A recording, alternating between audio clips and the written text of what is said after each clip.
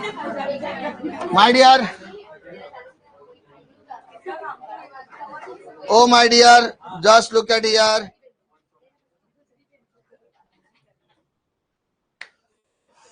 आज का टारगेट है एसपी के टोटल 3 लेसन खत्म करने हैं, वो भी तीनों के तीनों लेटर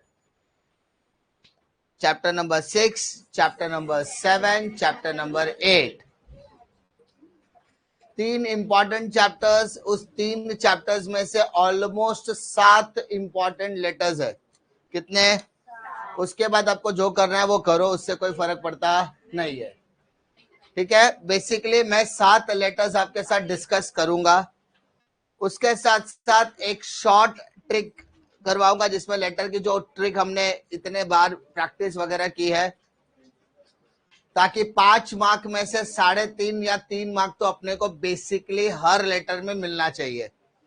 हमारे लेटर राइटिंग का मेन पर्पस ये है कि अपने को मार्क्स मिलना चाहिए, कैसे भी मिले बस मिले। मेरे लेटर राइटिंग के फॉर्मेट कराने का सबसे बेसिक टर्म्स यही है कि आप अगर जितना भी जो भी मैं ट्रिक बताऊंगा अगर वो फॉलो करोगे तो 5 में से 3 मार्क आपको इजीली मिल जाएगा। दूसरा इंपॉर्टेंट चीज, सिर्फ और सिर्फ आपको टेबल याद करना होगा। एसपी के लेटर्स में कभी भी कोई स्टैंडर्ड फॉर्मेट फिक्स नहीं होता है कि ये सेंटेंस हुआ तो वो सेंटेंस में आना ही चाहिए, ऐसा बिल्कुल नहीं है। सो हम जो लेटर राइटिंग का फॉर्मेट अडॉप्ट करेंगे वो ऑलमोस्ट, समझ में आता है, ऑलमोस्ट सभी लेटर में फॉर्मेट क्या रखेंगे? सेम, ताकि हमको कम से कम टाइम में मैक्सिमम चीजें करने का टाइम मिले। यानी एक लेटर का फॉर्मेट याद करो, उस लेटर का फॉर्मेट याद करने में मान लो आपको 1 घंटे का समय लगेगा, जिसको मैं बेसिकली ऐसा कहता हूं कि मान लो एक दिन आपने लेटर राइटिंग के लिए निकाला जो आपको 10 नंबर के लिए, तो मैंने अगर कहा है कि लेटर राइटिंग के अंदर आपका ऊपर का टैगलाइन वगैरह वगैरह XYZ कॉमन फॉर्मेट, तो उस कॉमन फॉर्मेट को उतनी बार लिख दो जितना लेटर आप प्रैक्टिस करने वाले हो। तो 1 बार लिखोगे, 2 बार लिखोगे, 3 बार लिखोगे, 4 बार लिखोगे, 5 बार, 6, 7, 8, 10, जितना भी लेटर आप प्रैक्टिस करने वाले हो। मैं एग्जांपल लेता हूं, मान लो 5 लेटर आप प्रैक्टिस करने वाले, तो वो चीजें आप 5 बार लिख डालो तो आपको याद हो गया। अब आपको उस 5 लेटर में सिर्फ और सिर्फ क्या याद रखना है? टेबल। यानी आपको किसकी प्रैक्टिस करनी है? सिर्फ टेबल की प्रैक्टिस करनी है। एक दिन में 10 मार्क का लेटर आपका सफिशिएंट हो जाता है। एक दिन में 10 मार्क करना मतलब 8 दिन में 80 मार्क करना, 8 4 32, यानी 40 दिन के अंदर आपका 320 हो जाना। मोटा मोटी हिसाब पकड़ो, अगर ऑब्जेक्टिव 20 मार्क का एक ही दिन में करे तो वो भी आपके लिए सफिशिएंट है। 28 दिन में आपका सिलेबस तो भी कंप्लीट होता है। सो आपको आप यहाँ पर चैप्टर वाइज भी करना है, साथ ही साथ आपको ये भी ध्यान रखना है कि आपका जो करने का तरीका होगा वो क्वेश्चन वाइज भी होना चाहिए। सो बेसिकली लेटर राइटिंग करते समय, ठीक है, लेटर राइटिंग करते समय एक स्टैंडर्ड फॉर्मेट आप ड्रॉ करोगे, एक बॉक्स ड्रॉ करोगे, उस बॉक्स का ये फॉर्मेटिंग होगा। उस बॉक्स के सबसे टॉप साइड पर किसी भी कंपनी का क्या आएगा? एक नाम आएगा। अब वो नाम कैसे भी हो सकता है, ठीक है, आपने टेक्स्ट बुक में पढ़ा होगा जितने सारे, तो कोई भी एक कंपनी का नाम, जो कंपनी आपको बहुत ज्यादा पसंद है या जो कंपनी का स्पेलिंग आपको अच्छी तरीके से आती है, वो कंपनी का नाम लिखने का। ज्यादा कॉम्प्लिकेटेड नहीं है, स्पेलिंग आनी।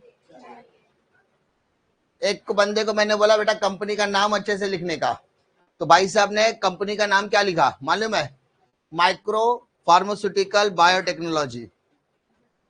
माइक्रो स्पेलिंग याद थी, बायो की स्पेलिंग याद थी, टेक्नोलॉजी थोड़ा वो, फार्मास्यूटिकल की स्पेलिंग ही नहीं मालूम इसको। तो ऐसे खतरनाक नाम ढूंढने का नहीं, टेक अ सिंपल नेम। सबसे ज्यादा क्या करने का? एकदम सिंपल नेम से गेम खेलने का, ठीक है, खुद का नाम भी लिखने का नहीं। जो रेप्यूटेड कंपनीज वगैरह होती है, जो बड़ी बड़ी कंपनी होती है, वैसे कंपनीज का आप नाम लिखोगे और उस नाम के आगे लिमिटेड वर्ड लगा देने का। कौन सा वर्ड लगाने का? अगर आपको लगता है कि आप फेमस हो, आपको अगर लगता है कि आप फेमस हो तो लिख सकते हैं, शर्मा ट्रेडिंग कंपनी लिमिटेड चलेगा, वर्मा ट्रेडिंग कंपनी लिमिटेड तो भी चलेगा, मित्तल ट्रेडिंग कंपनी लिमिटेड तो भी चलेगा, अडानी अंबानी जो लिखना है, किसी का पानी किसी की जवानी सब लिख डालो, बट एक कंपनी का नाम लिखो जिसकी स्पेलिंग आपको प्रॉपर आनी चाहिए।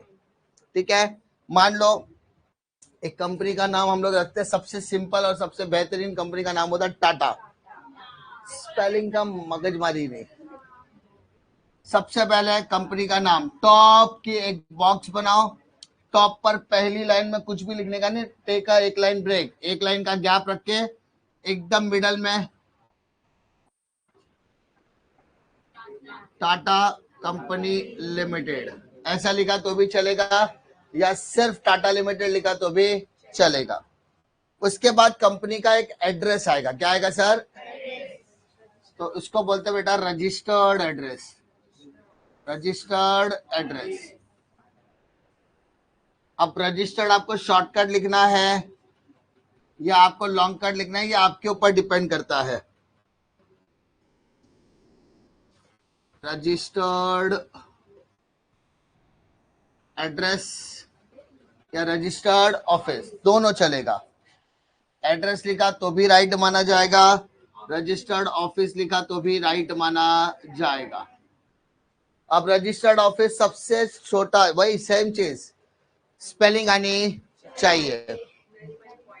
नरीमन पॉइंट, मैं बोलता वो भी क्या के लिए, नरीमन की स्पेलिंग भूल गया तो हम कॉमर्स वाले, गलतियां तो हमसे होती है, खास करके हमको रेक्टिफिकेशन तो सिखाया नहीं रहता है, तो हम लोग क्या करते हैं, और हम लोग गलतियां करने के बाद कैसे करते हैं ना, जैसे मान लो नरीमोन लिखा, ऐसा कर सकते थे नहीं,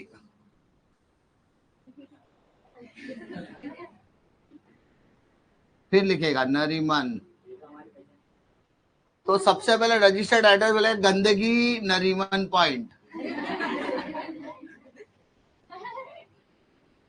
इसलिए खतरनाक पब्लिक रहती है, इसलिए भाई मैं रिस्क नहीं लेता, मैं सबसे शॉर्टकट लिखवाता हूं।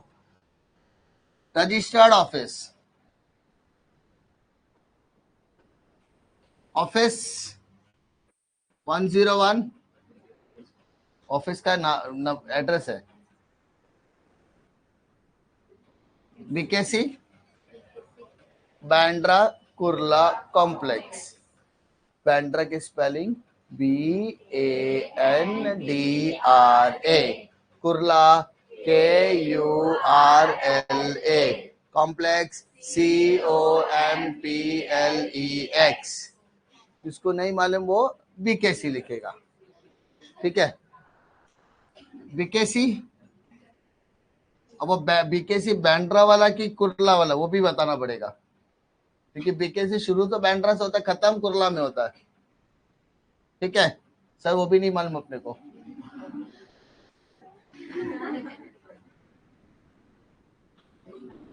मुंबई -400016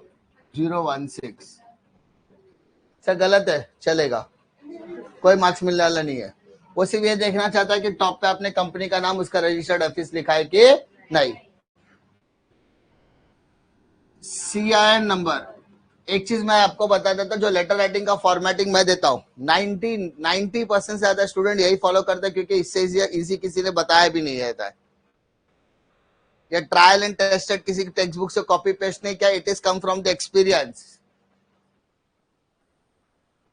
पढ़ते और तुम लोग अगर यकीन नहीं आता तो एग्जामिनेशन सेंटर पे देखना, लेटर राइटिंग के फॉर्मेट में यही प्रिंट आउट मिलता है तुमको, क्योंकि सबसे सिंपल लेटर राइटिंग में रट्टा मारते हैं। मैं बोलता रट्टा मारने का ही नहीं, खाली टेबल याद रखने का, बाकी सारी चीजें कॉपी एंड पेस्ट। इसलिए बार बार जो लेटर राइटिंग रट्टा मारता है वो बेवकूफ होता है। उसको पूछने का लेटर राइटिंग में क्या पढ़ रहा है, तो वो लाइन पढ़ेगा, नहीं, गलत नहीं पढ़ने का, जो टेबल पढ़ता है वही सुखी है। क्योंकि 3.5 नंबर तो मैं आपको ऐसी जगह, खाली 1.5 नंबर आपको लेटर का फॉर्मेट यानी टेबल ड्रॉ करके निकालना है। अब CIN number, company identification number. अब कंपनी आइडेंटिफिकेशन नंबर निकालने के लिए, ठीक है, आप सबको पता है ना, कंपनी आइडेंटिफिकेशन नंबर इस तरीके से होता है। अब इसका फॉर्मेटिंग जरा देखो, व्हाट इज CIN? CIN मतलब होता है company identification number. It is alpha numerical number. Alpha numerical मतलब इसमें अल्फाबेट भी होता है और नंबर्स भी होता है। जरा ध्यान दो, एल का मतलब होता है लिमिटेड कंपनी। एल का मतलब क्या होता है? ठीक है, या एल का मतलब होता है लिस्टेड कंपनी। क्या होता है? एल मतलब लिस्टेड, यू मतलब अनलिस्टेड। सर लिस्टेड अनलिस्टेड का मतलब आपकी कंपनी स्टॉक एक्सचेंज में लिस्टेड है, आपकी कंपनी स्टॉक एक्सचेंज में लिस्टेड नहीं है। लिस्टेड है तो एल, नहीं है तो यू। समझा? तो एल लिखने का कि यू लिखने का? एल लिखने का। कोई ऊपर से आई मत लिख देना।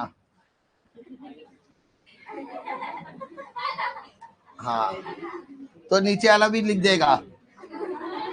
बहुत मैं बताता, मैं लास्ट टाइम ऐसे मैं बेटा बेटा लिस्टेड अनलिस्टेड बोलते, सर ऊपर आई लिख दो ना। मैंने लिख दिया तो ले, तू भी लिख देता हो। ऐसे खतरनाक पब्लिक रहती है। मतलब पढ़ा क्या रहा हो, कॉमर्स वाला का दिमाग अलग ही चलता रहता है। सारा पढ़ा खा ले बेटा, खा ले। तो ये चलता रहता, मतलब सर पढ़ा रहे लिस्टेड है, लिस्टेड है, भाई साहब आई लव यू में पढ़ा है। क्या चल रहा मतलब पब्लिक? तो एल मतलब लिस्टेड, यू मतलब अनलिस्टेड। ठीक है, तो सबसे इंपॉर्टेंट है एल लिखने का। क्या लिखने का? एल। उसके बाद यहाँ पे आएगा आपको 5 डिजिट का नंबर। क्या आएगा सर? सर कौन सा नंबर लिखने का? कोई भी नंबर लिखो। ठीक है, अंजू, मंजू, रंजू, उसकी बहन गंजू, 1 2 3 4 5, 1 2 3 4 7, कुछ भी नंबर लिखो, कोई फर्क पड़ता नहीं है बेटा। कोई भी 5 नंबर लिखना। ठीक है, मुन्ना नंबर 1 2 3 यानी 4 और 5। और उसके बाद आएगा MH मतलब महाराष्ट्र। किसी को यूपी से प्यार तो यूपी लिखना, MP से तो MP से लिखना, RJ लिखना तो राजस्थान, GJ गुजरात। ठीक है, कुछ भी लिखना, अपना भारत महान, MH। उसके बाद 2005, अभी जो साल में आप पैदा हुआ रहेंगे उसी दिन कंपनी को पैदा करने का भूल जाता है। ये बच्चे लोग को पूछा, एग्जाम के टाइम पे सब इतने डरे रहते हैं ना,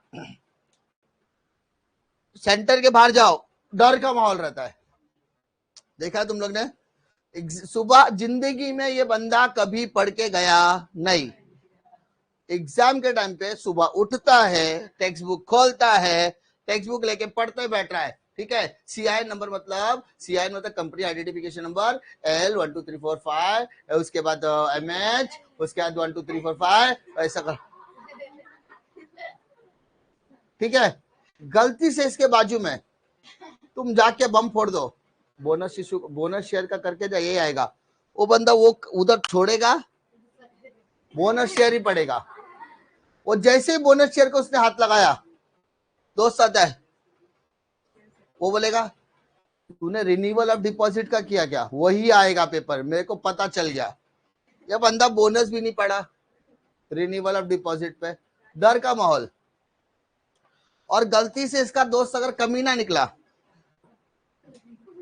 जो साइंस वाला है, वो आके बोलेगा तूने फोटोसिंथेसिस पढ़ा क्या? ये बंदा SP के पेपर में ढूंढ रहा है फोटोसिंथेसिस, और वो बोल के निकल गया। देखो आप बच्चे परेशान कैसे करते हैं, फोटोसिंथेसिस बोला और ये बंदे ने देखा भी नहीं, बोला किसने? ये बंदा निकाला, ढूंढ रहा है, और बाद में बता रहे ये तो है ही नहीं। तो ढूंढा क्यों? खतरनाक पब्लिक रहती है। तो आपके डर का, हाँ, डर का मजाक भी उड़ाया जा सकता है। इसलिए आपको ये तो पता होना चाहिए कि पेपर में क्या आया है।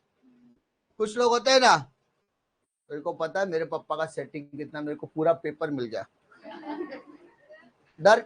अच्छा, कॉन्फिडेंस हो, पेपर मिल गया ऐसा बोलते हैं, कितना गलत बात है पेपर लीक करना। लेकिन बंदा जो लीक किया उसको पेपर मिलता ही, मिलेगा भी ना तो भी पास नहीं होता है। उसको यही नहीं मालूम कौन से सब्जेक्ट का है, और सब्जेक्ट मालूम पड़ गया तो कौन से चैप्टर का वो भी नहीं मालूम रहता है। वैसे तो पेपर अभी बहुत रेयरली चांस से लीक होता है, पहले बहुत लीक होता था। अभी तो रेयर चांस है, ऐसा लीक नहीं होता, टेंशन लेने का नहीं, लेकिन लीक हो गया तो पता तो रहना चाहिए कौन से चैप्टर का है। ऑब्जेक्टिव 20 में से 20 आएगा ही नहीं, ढूंढते बैठेगा थूक लगा के। अब 2005, अच्छा ईयर भी इसलिए बोल रहा हूँ, ईयर भी अपने हिसाब से अपना डेट ऑफ बर्थ वाला 2001 2002 लिख देने का, याद रहेगा, ठीक है। फिर आता है पीएलसी, भाई साहब पब्लिक लिमिटेड कंपनी, क्या है आईपीएल लिखती है, पीएलसी पब्लिक लिमिटेड कंपनी। और उसके बाद क्या आएगा, 6 डिजिट का नंबर, 1 2 3 4 5 6, सॉरी 5 डिजिट, 7 डिजिट, ए भाई 6 डिजिट ही है रे, कंफ्यूज कर रही है मेरे को, ठीक है। तो पहला क्या आएगा, लिस्टेड अनलिस्टेड 1 2 3 4 5, फिर महाराष्ट्र 2001, डेट ऑफ बर्थ जो 2005 जो लिखने का लिखो, 2023 लिखा तो भी चलेगा। पीएलसी मतलब पब्लिक लिमिटेड कंपनी, 1 2 3 4 5 6, क्लियर है। टोटल कितना नंबर है बताओ, चेक करो, 21 है क्या, 6 2 8 8 4 12 12 3 15 और 6 21, क्योंकि ऑब्जेक्टिव्स में आता है CI number contains dash alpha numerical 21, समझा, ऑब्जेक्टिव्स में आता है CI number contains dash alpha numerical numbers, कितने 21 21, ठीक है। उसके बाद अगर शॉर्ट नोट पूछ लिया तो लिख देने का एल और यू, एल मतलब लिस्टेड, यू मतलब अनलिस्टेड, 1 2 3 4 5 रैंडमली नंबर है, एमएच महाराष्ट्र स्टेट रिप्रेजेंट करता है, ठीक है। उसके बाद 2001 ईयर ऑफ स्टैब्लिशमेंट रिप्रेजेंट करता है, पीएलसी मतलब टाइप ऑफ कंपनी कौन सी है, पब्लिक लिमिटेड है, प्राइवेट लिमिटेड है, 1 पर्सन कंपनी है, ओपीसी एलएलपी जो भी है, और 1 2 3 4 5 6 आपका रैंडमली क्या रहेगा, नंबर रहता है, समझा। तो यही चीज अपने को वहां पर एज इट इज लिखनी है, ठीक है। तो सीआई नंबर में क्या आएगा बेटा, एल मतलब लिमिटेड कंपनी, 1 2 3 4 5, उसके बाद एमएच 2001 2 4 5 जो लिखने का लिखो, उसके बाद पब्लिक लिमिटेड कंपनी 1 2 3 4 5 6, क्लियर है। ये आपका क्या हो गया सर, हेडर, हेडर मतलब कंपनी का नाम, कंपनी का एड्रेस, कंपनी का आइडेंटिफिकेशन नंबर, समझा। अब आ जाओ लेफ्ट साइड और राइट साइड, ठीक है। अब सबसे इंपॉर्टेंट लेफ्ट साइड में आप जाओगे, यहाँ पे दिख रहा है आपको, लेफ्ट साइड में आपको 3 चीजें लिखना है, phone number, fax number, reference number, phone number, fax number, reference number, ठीक है, phone number, fax number, reference number, ठीक है। सर ये नंबर्स एज इट इज लिखने का क्या, नहीं, इमेजिनरी भी हो सकता है, इमेजिनरी मतलब अपनी मर्जी से, ठीक है। खाली लिखते समय क्या याद रखने का कि जो नंबर्स है वो कितने डिजिट का होना चाहिए, कौन सा अपने घर में फैक्स या फोन नंबर आने वाला है, ठीक है। फोन नंबर, फैक्स नंबर और रेफरेंस नंबर, ठीक है। फोन नंबर और फैक्स नंबर की शुरुआत 022 से करना, क्योंकि महाराष्ट्र का कोड क्या है 022। जो फोन नंबर होता है वो 8 डिजिट का होता है, दोनों लिखो कुछ फर्क नहीं पड़ता, लोग बीच का कंटेंट चेक करने वाले, 1 2 3 4 5 6 7 8, 1 2 3 4 5 6 7 8, कोई दिक्कत नहीं है। रेफरेंस नंबर में क्या करना, कंपनी का जो नाम रहेगा, जैसे टाटा कंपनी लिमिटेड, ठीक है, स्लैश कोई भी अपने मनपसंद का एक नंबर लिख देना, तुम्हारे नेचर के हिसाब से लिख रहा हूं, ठीक है, 420। अब ये जो चीजें मैं लिखा रहा हूं ये आपको हर लेटर में लिखना है, कब तक, जब तक आपको डेटा इंफॉर्मेशन नहीं दी रहेगी तब तक, ठीक है। उसके बाद website email date, website email date, ठीक है। उसके बाद क्या आएगा सर, वेबसाइट, वेबसाइट ईमेल और डेट।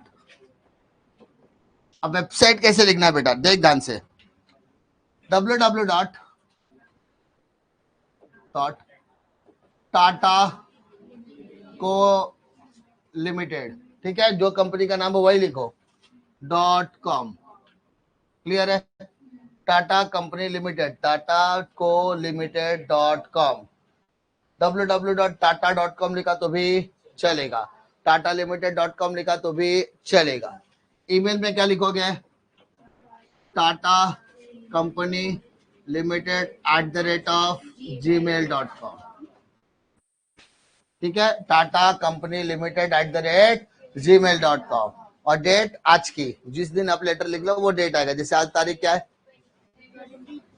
23 जनवरी 2024। पक्का? That's the end of your right side. Problem है क्या? आप जब लिखोगे तो आपको लिखते समय इस तरीके से आपको प्रेजेंट करना है, ठीक है, कि भाई अपने को लगना चाहिए कि भाई ये हेडर है, ये रेफरेंस वाला पार्ट है, और ये डेट वाला पार्ट है। ये लेफ्ट और राइट आपको डिस्टिंग्विश मतलब मालूम पड़ना चाहिए देखने के बाद कि दोनों में फर्क है, लेफ्ट और राइट में फर्क है, ठीक है, समझ में आ रही बात? उसके बाद एक लाइन छोड़ के आपको वहां पर इन्वेस्टर की डिटेल लिखनी है। किसकी डिटेल लिखनी है? इन्वेस्टर। इन्वेस्टर मतलब कौन? सामने वाला। जैसे टू, अब कौन से बंदे का नाम लिखो जो आपका फेवरेट हीरो हीरोइन रहेगी। हीरो मतलब तालिया भट्ट। भाई ओरिजिनल भी मत लिखना, पता चला तुम्हारा एग्जामिनर आलिया भट्ट को पसंद नहीं करता है, सही कि नहीं? सो फेमस पर्सनालिटी वगैरह का नाम लिखो, आपकी मर्जी है बेटा। जिस मेरा नाम मत लिखना। सामने सर आपके बच्चे आए, क्या करूं, फेल करूं कि पास करूं? ऐसा नहीं करना। ये तो तुम्हारा अच्छा, पता चला तुम्हारे कॉलेज का पेपर तुम्हारे टीचर के हाथ में आ गया और टीचर ने क्या बोला, साल भर मैं पढ़ाई उसका वैल्यू नहीं है। होता है ऐसा, जलन होता है, टेंशन नहीं लेने का। 56 पढ़ाएंगे लेकिन यूट्यूब पे ही तुमको जान बचाएंगे। चलो ध्यान दो। अब इसके बाद आप किसी का भी नाम लिखो। मेरा फेवरेट नाम रहता है सचिन टिचकुले। रिस्की नहीं है, सचिन टिचकुले। एड्रेस रामगढ़, ठीक है, एमपी, मध्य प्रदेश। बस, मगजमारी पालने का नहीं, स्पेलिंग भी याद होना जरूरी है। सर टिचकुले का स्पेलिंग नहीं आया तो टी लिखने का, कुछ लिखने का, कुछ भी लिखो, शर्मा वर्मा कर्मा तांबे वांबे कुछ भी लिखो, है ना, नहीं तो मेरा लिख देना, कुछ फर्क नहीं पड़ता है, स्पेलिंग उसमें भी गलत बताते हैं।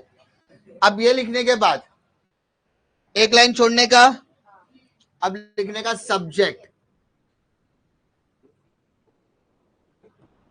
और यहां पर जो भी आप सब्जेक्ट यहां पर मेंशन करने वाले हो, ठीक है, जो भी आप सब्जेक्ट यहां पर लिखने वाले हो उस सब्जेक्ट को यहां पर आपको क्या करना है सर, अंडरलाइन करना पड़ेगा, ठीक है।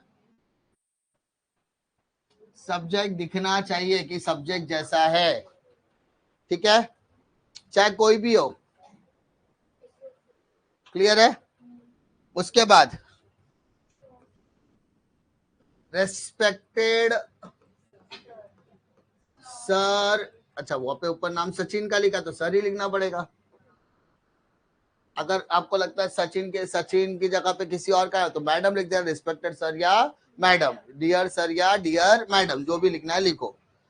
Now come to the first paragraph which is very very very very important.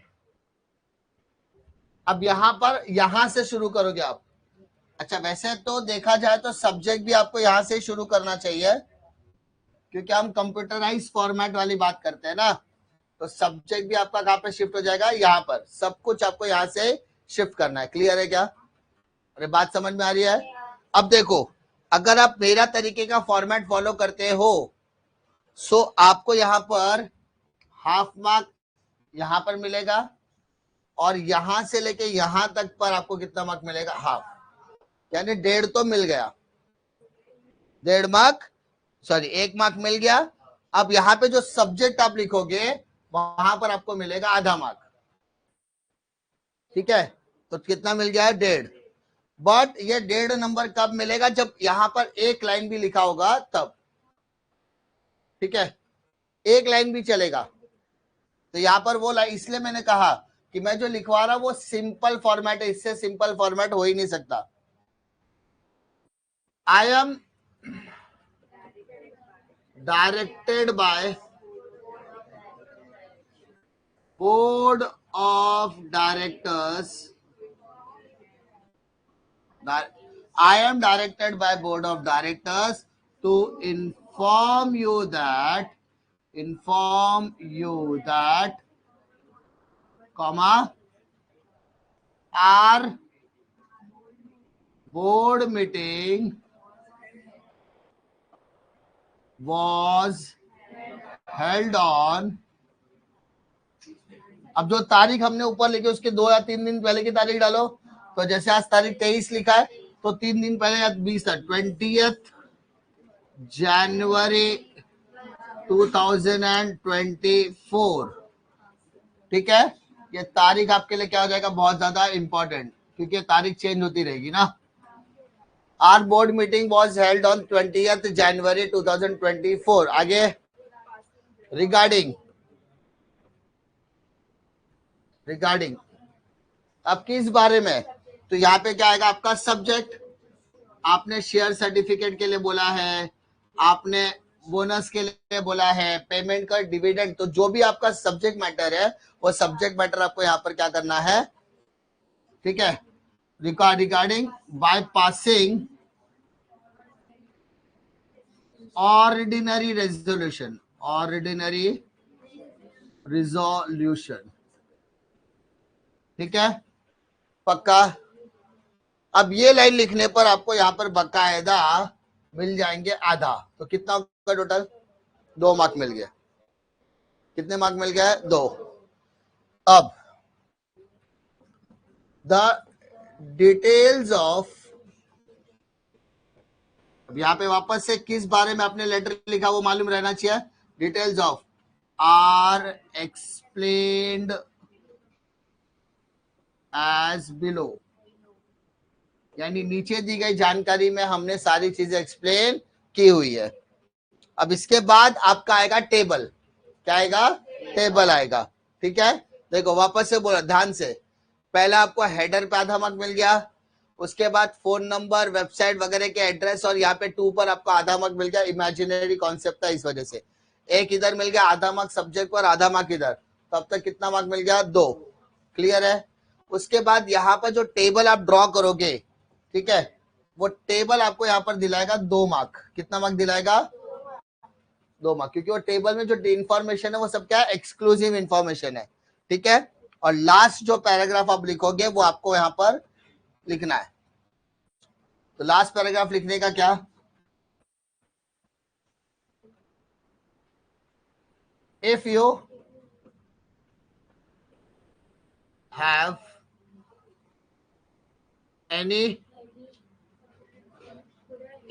Any query और डाउट, ठीक है? If you have any queries और doubt, you can contact with us, ठीक है? You can contact with us, आप हमसे क्या कर सकते हो? कांटेक्ट कर सकते हो, ठीक है? If you have any queries और doubt you can contact with us. Clear है? इसके अलावा भी मैंने कुछ लिखा है क्या? देखो,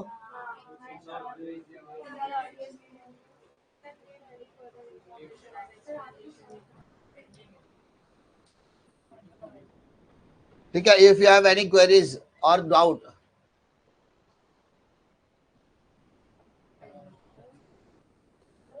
it is are privileged to help you out by providing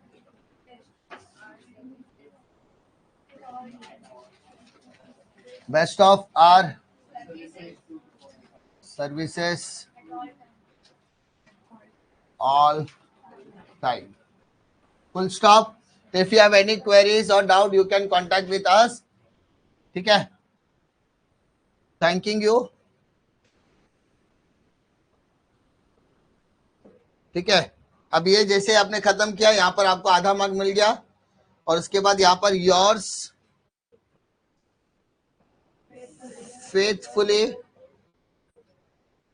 signature किसका आएगा? सेक्रेटरी का आएगा.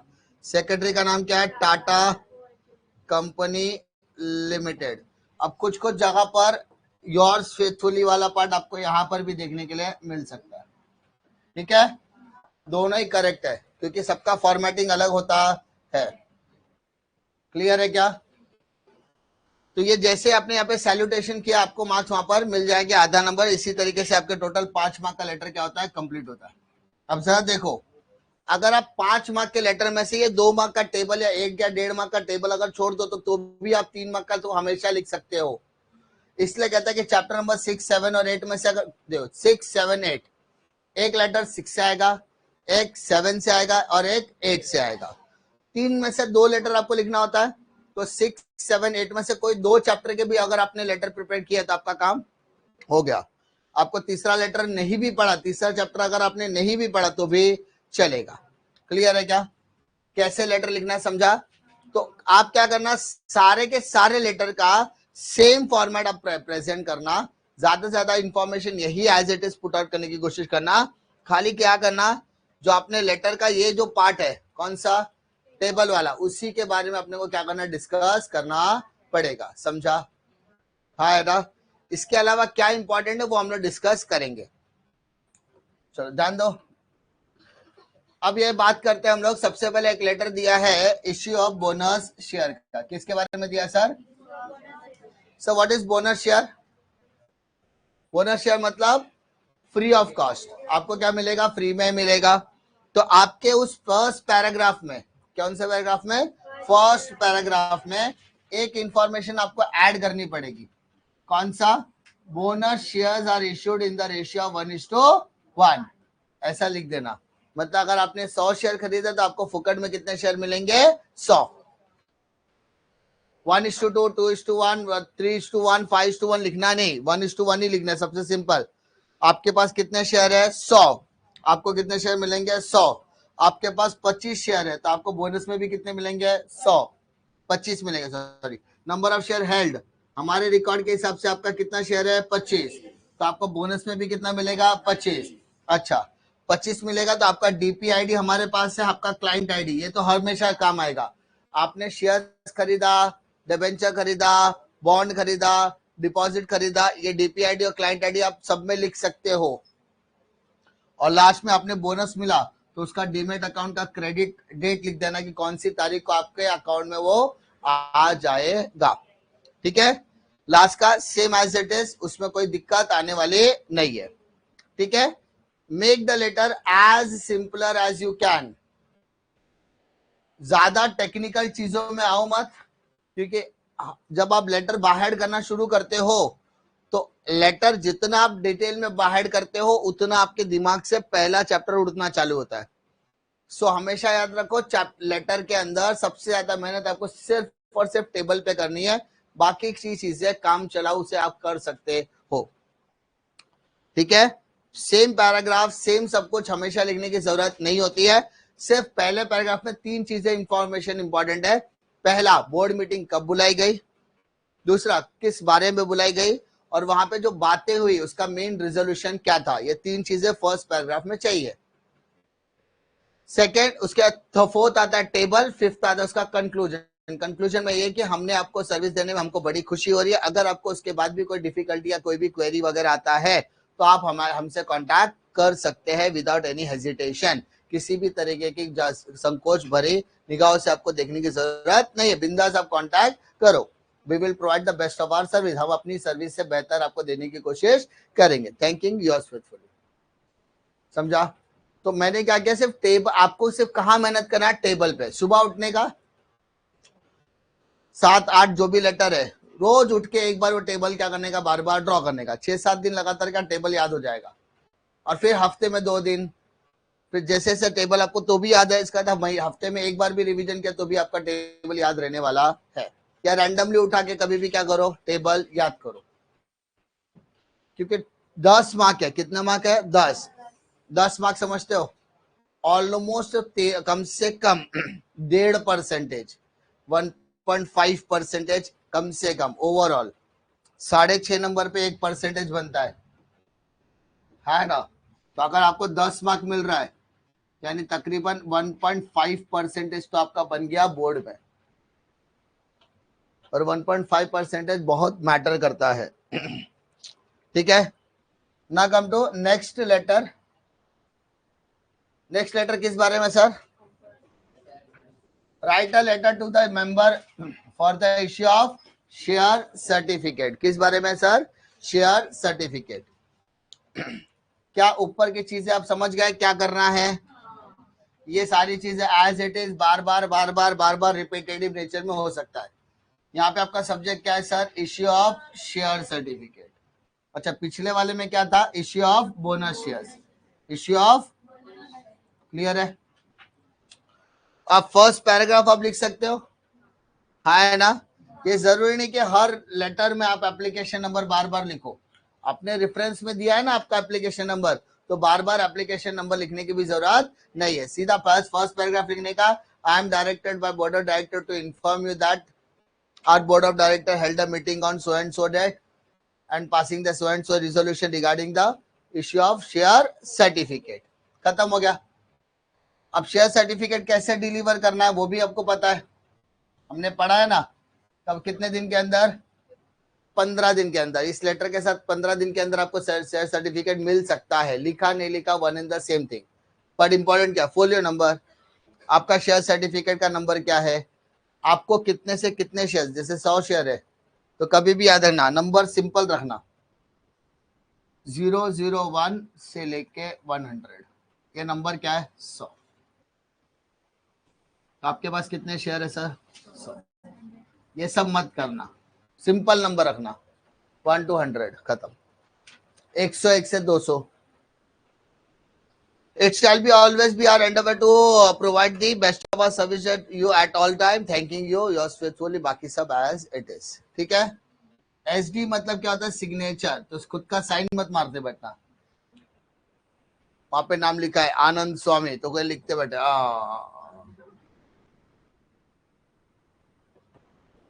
नहीं, तुम नहीं बना सकते साइड। ठीक है? तुमको SD खाली क्या करना है, नाम लिखना है।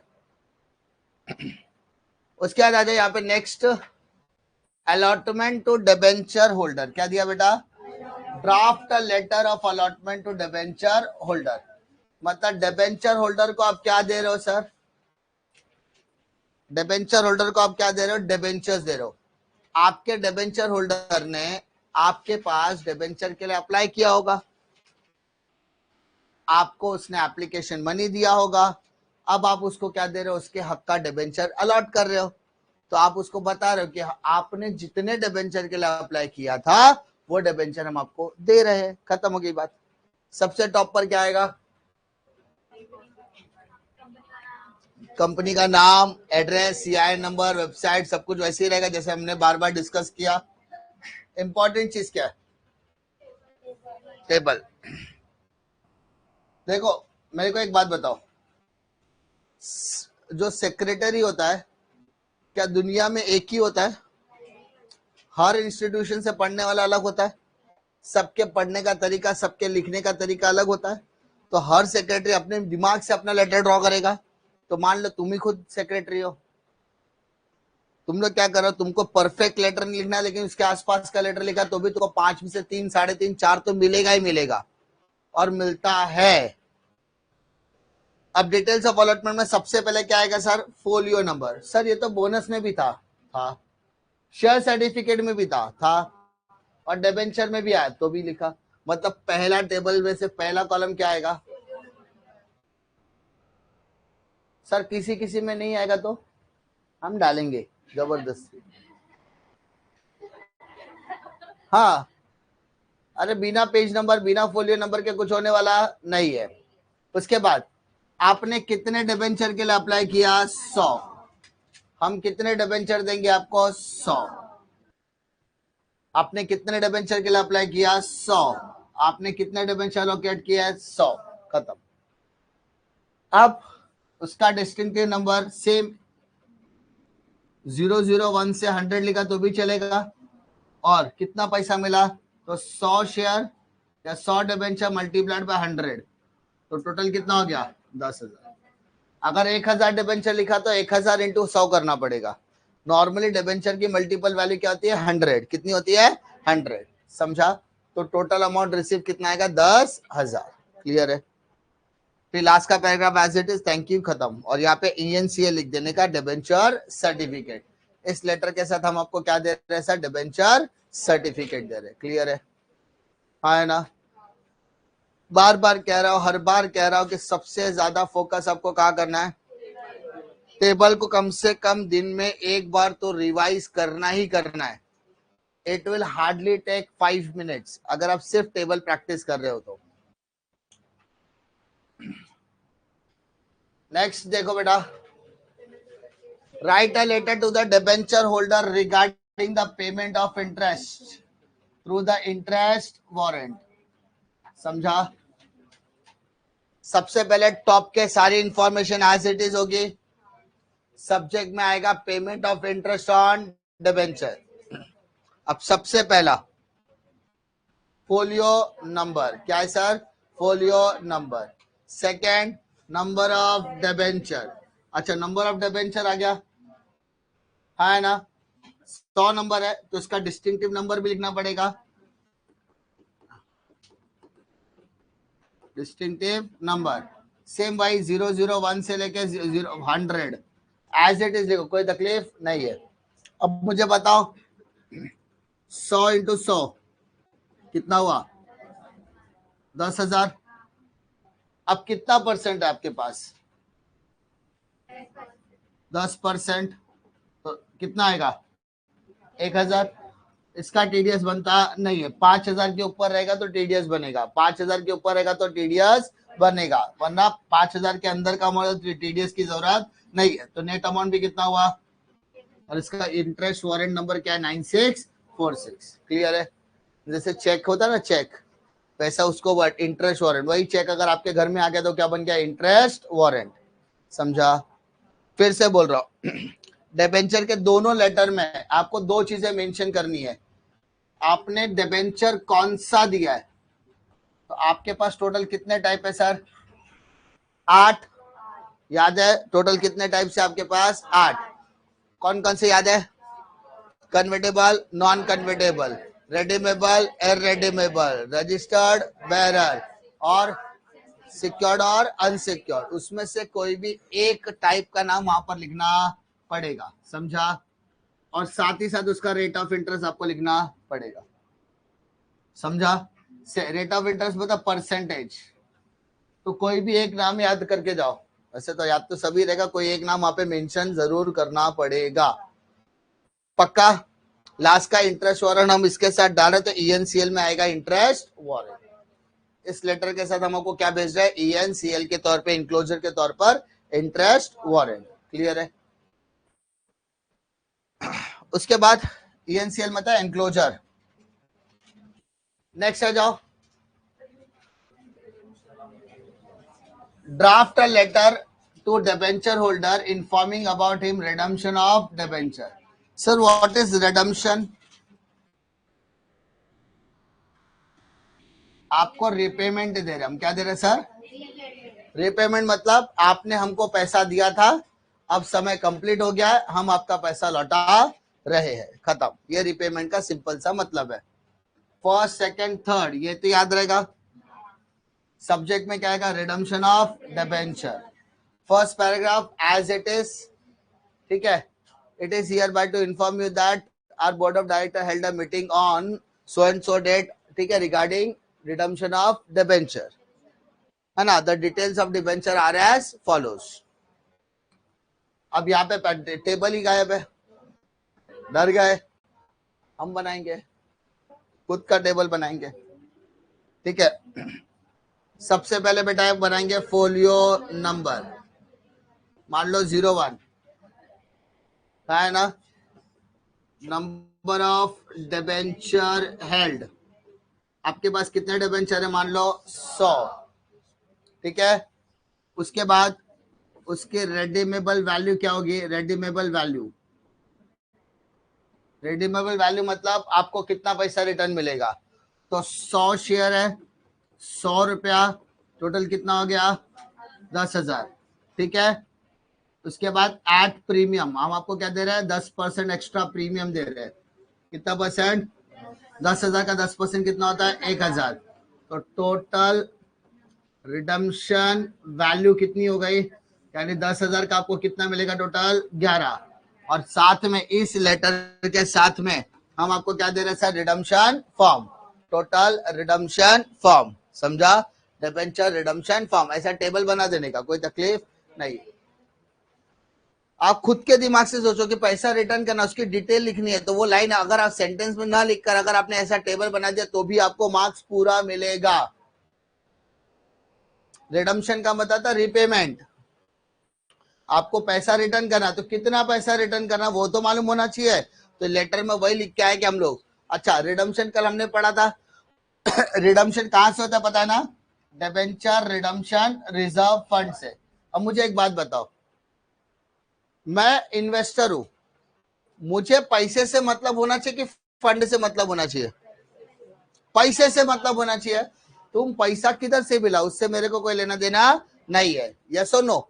तो यहाँ पे हम लोग लिखेंगे, इसमें सिर्फ फर्स्ट पैराग्राफ लिखो और लास्ट में सिर्फ लिखो कि हम ओरिजिनल आपको क्या भेजा, डिबेंचर रिडम्पशन फॉर्म भेज रहा है. आपको खाली करना क्या है, लास्ट का पैराग्राफ है, लास्ट का पैराग्राफ क्या लिखते हैं लास्ट के पैराग्राफ में कि आपको सर्विस देने में हमको बड़ी खुशी हो रही है. खाली वहां पे लिखना है सर, आपको you have to submit your original debenture certificate with debenture request form या डिबेंचर रिडम्पशन रिक्वेस्ट फॉर्म. समझा, आपको आपका debenture certificate debenture redemption form के साथ क्या करना पड़ेगा, जमा करना पड़ेगा. तो ही हम आपका रिडम्पशन क्या कर सकते हैं, प्रोसीड कर सकते हैं. ठीक है. So you have to submit your original debenture certificate along with debenture redemption form on or before. कब भरना है, एक तारीख लिख देना, जो तारीख आज के उससे 15 दिन बाद की तारीख लिख देना. Let's say 10 February, on or before 10 फरवरी. 10 फरवरी तक आप अपने ओरिजिनल डिबेंचर सर्टिफिकेट को डिबेंचर रिडम्पशन फॉर्म के साथ जमा कर देना. उसके within a week, within a 2 week आपका पैसा आपके अकाउंट में आ जाने वाला है. अरे समझा, रिडम्पशन में समझा क्या करना है. आपको यहाँ पर क्या डिमांड करना है सर, आपका ओरिजिनल डिबेंचर सर्टिफिकेट जमा करना पड़ेगा along with form, along with form. समझा, हाँ है ना, बात समझ में आ रहा है. रिडम्पशन वैल्यू सब कुछ लिख के दे दिया, खाली उनको लास्ट के पैराग्राफ में लिखना है कि भाई तुमको डिबेंचर रिक्वेस्ट फॉर्म के साथ साथ आपको डिबेंचर ओरिजिनल सर्टिफिकेट भी जमा करना होगा. नेक्स्ट आ जाओ, क्या दिया है, ये चैप्टर नंबर 8 की तरफ आता है. Renewal of deposit. क्या है sir, renewal of deposit. Same चीज है. रिन्यूअल मतलब समय आ गया है, अब आपका पैसा वापस से हम क्या कर रहे हैं, रिन्यू कर रहे हैं. रिन्यू मतलब नया. ध्यान दो, फर्स्ट पैराग्राफ लिखना, खाली यहाँ पे मोटी मोटी बात क्या है.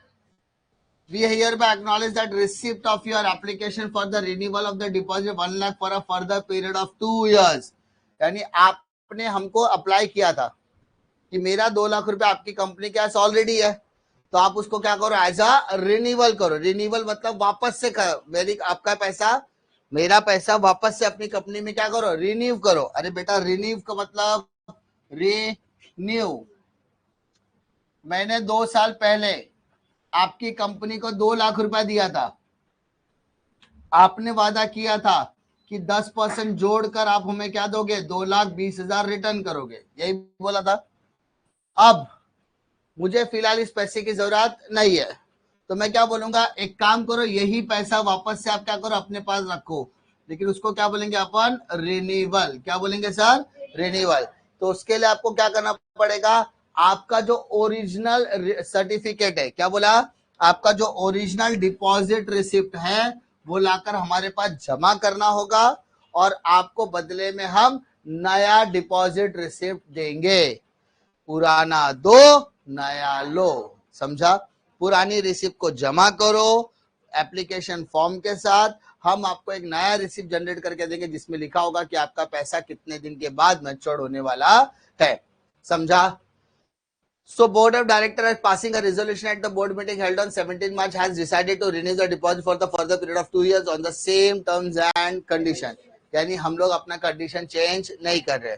तो हमने आपको इसके इस लेटर के साथ क्या दिया सर, फिक्स्ड डिपॉजिट रिसिप्ट दिया है। क्या दिया है, फिक्स्ड डिपॉजिट रिसिप्ट। क्लियर है, हाँ है ना। खाली इंपॉर्टेंट चीज है, एक एक हर लेटर में एक एक दो पॉइंट ये एड अप करना है,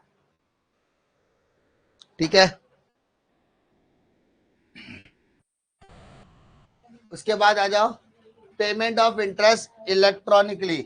आपने डिबेंचर का पेमेंट ऑफ इंटरेस्ट पढ़ा था, उसी को आप एज इट इज डिपॉजिट में भी इस्तेमाल कर सकते हैं, ठीक है। बस फर्क क्या है, वहां पे डिबेंचर का नाम हुआ करता था, यहाँ पर डिपॉजिट का नाम होगा, समझा। उसके बाद वहां पे फोलियो नंबर था, यहाँ पे एफडी नंबर होगा, फिक्स्ड डिपॉजिट नंबर। कौन सा नंबर, फिक्स्ड डिपॉजिट नंबर। वहां पे डिबेंचर का अमाउंट हुआ करता था, यहाँ पे डिपॉजिट का अमाउंट होगा।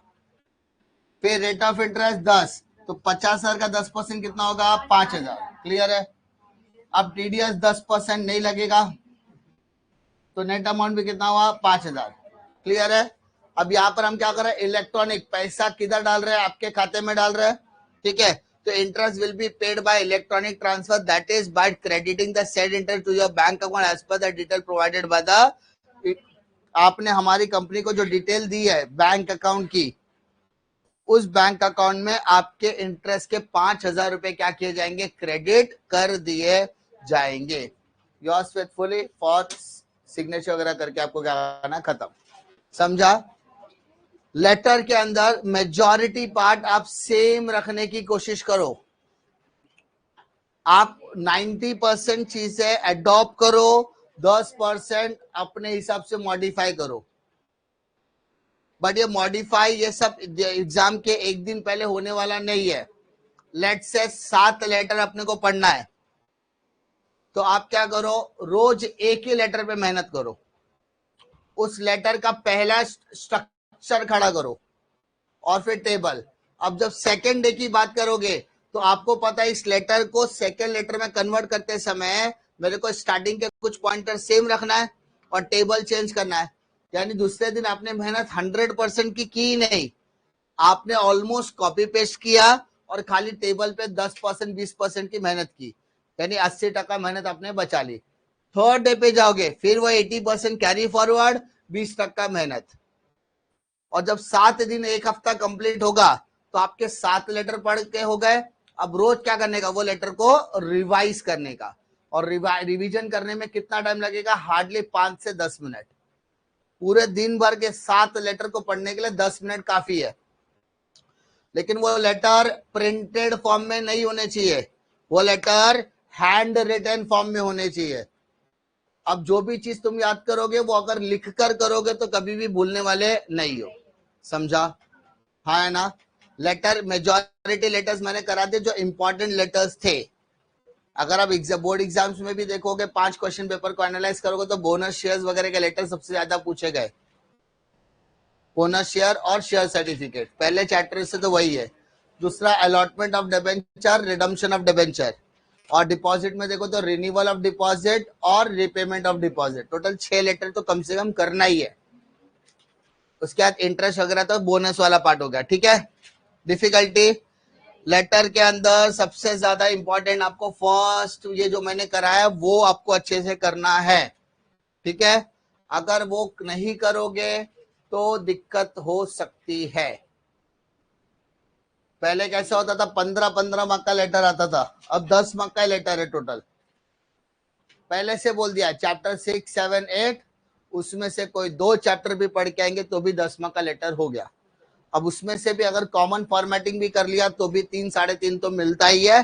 टेबल वाले पे मेहनत करो। जो बंदा लेटर ऑप्शन में रखता है उसका कहीं ना कहीं साइकोलॉजिकल प्रॉब्लम हो सकता है, बोले तो सिंपल भाषा में केमिकल लोचा। मर मर के बता रहा हूं, पढ़ पढ़ के बता रहा हूं, इजी से इजी करके बता रहा हूं, उसके बाद भी लेटर खोल के ही नहीं देखना है तो भाई तू अपनी जिंदगी के साथ कर क्या रहा है, खिलवाड़। सिंपल सी बात है। यानी आज 9 दिन में तकरीबन 16 लेक्चर्स अपने हो गए, ऑलमोस्ट वन शॉट लेक्चर्स। तो जब 9 से 10 दिन के अंदर 16-17 लेक्चर्स, अगर 16-17 लेक्चर्स हो सकते हैं, और आज तो 3 चैप्टर के लेटर अपन ने किए, सो इसका मतलब सिर्फ पॉजिटिव थॉट्स की जरूरत है, बाकी और किसी चीज की निगेटिविटी की जरूरत ही नहीं है। सिर्फ 3 ही चीज रखने का, I can, I will, I must. कर सकता हूं, करूंगा, करना पड़ेगा, ये 3 चीज अगर कर लिया तो ठीक, वरना जिंदगी तो कट ही रही है। अब आपको देखना ही है कि जिंदगी को चलाना है कि जिंदगी को काटना है, ठीक है। आई होप इसमें कोई डाउट नहीं आएगा, ठीक है।